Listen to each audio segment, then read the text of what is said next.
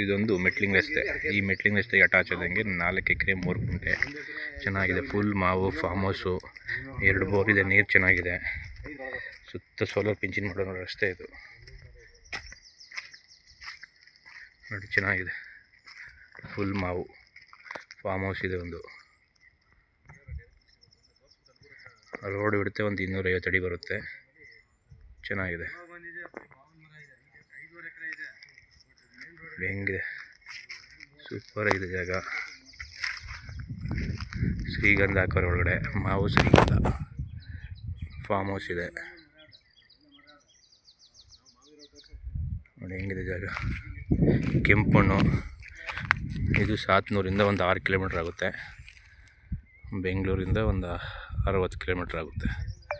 ಜಾಗ ಮಾತ್ರ ಫೈನ್ ಆಗಿದೆ ನೋಡಿ. 4 ಎಕರೆ 3 ಗುಂಟೆ ಜನರಲ್ ಪ್ರಾಪರ್ಟಿ, ಕ್ಲಿಯರ್ ಟೈಟಲ್ ಇದು. ಸೂಪರ್ ಆಗಿದೆ ಜಾಗ. 2 ಬೋರಲ್ಲಿ ನೀರು ಚೆನ್ನಾಗಿದೆ, ರೆಡ್ ಸಾಯಿಲು.